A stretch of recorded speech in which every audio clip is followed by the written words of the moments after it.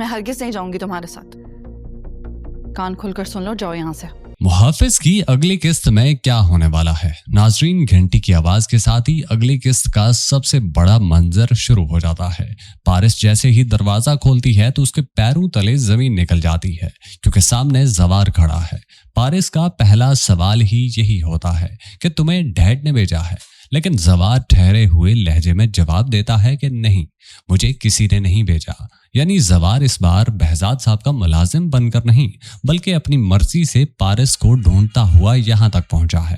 یعنی گھر والے جو سمجھ رہے تھے کہ پارس زوار کے پاس ہے، وہ الزام غلط تھا. زوار خود اب جا کر اس تک پہنچا ہے، لیکن پارس کا بھروسہ ٹوٹ چکا ہے. وہ صاف انکار کرتے ہوئے بول دیتی ہے کہ میں ہرگز نہیں جاؤں گی تمہارے ساتھ. کان کھول کر سن لو، جاؤ یہاں سے. مگر زوار اپنی جگہ چٹان کی طرح کھڑا رہتا ہے اور کہہ دیتا ہے کہ پارس میم، یہ آپ کو بھی پتا ہے کہ آپ کا میرے ساتھ جانا ہی مناسب ہے، ورنہ آفتاب کے لوگ بھی اس وقت آپ کو ڈھونڈ رہے ہیں. اور ناظرین، یہی جملہ اگلی قسط کی ساری کہانی کھول دیتا ہے.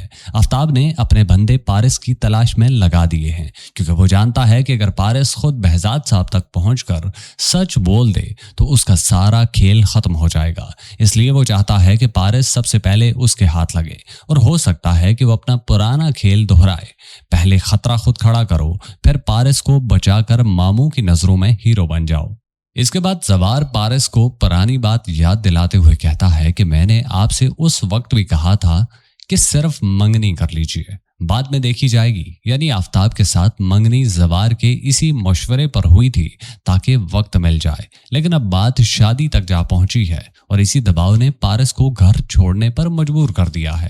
زوار کہتا ہے کہ ابھی بھی آپ اس سے شادی نہیں کرنا چاہیں گی، اور پھر وہ جملہ بول دیتا ہے جو اگلی قسط کا سب سے بڑا دھماکہ ہے: میں یہ شادی نہیں ہونے دوں گا، میں وعدہ کرتا ہوں آپ سے. ناظرین، یہ صرف ایک باڈی گارڈ کا جملہ نہیں، اس وعدے کے اندر زوار کی محبت بول رہی ہے، اور پارس بھی جانتی ہے کہ اس پوری دنیا میں اگر کوئی اس کے ساتھ کھڑا ہے تو وہ صرف زوار ہے.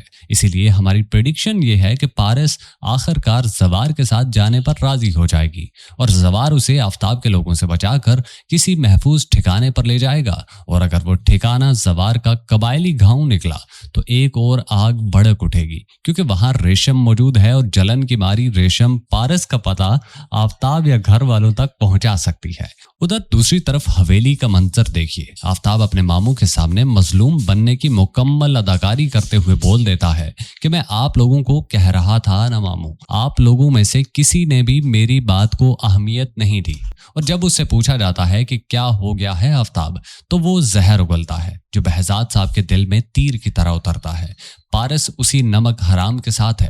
نمک حرام یعنی جس ملازم کو بہزاد صاحب نے عزت دی، اسی پر بیٹی چرانے کا الزام لگا دیا گیا. شاہین بھی بیٹے کے ہاں میں ہاں ملاتی ہے، اور ہماری پریڈکشن ہے کہ غصے میں بہزاد صاحب زوار کے خلاف پولیس تک جا سکتے ہیں یا پارس کی شادی کا فوری اعلان کر سکتے ہیں. اور اس کھیل میں تیسری آنکھ بھی کھلی ہے: دورانی. پارس اس وقت حویلی کی حفاظتی حصار سے باہر تھا اور دورانی کے لیے اس سے سنہری موقع کوئی نہیں. عین ممکن ہے کہ آفتاب کے لوگوں کے پیچھے اصل طاقت دورانی کی ہو. اگر ایسا ہوا تو زوار کو اکیلے 2 دشمنوں سے لڑنا پڑے گا. پر کیا زوار اپنا وعدہ نبھا کر یہ شادی رکوا پائے گا؟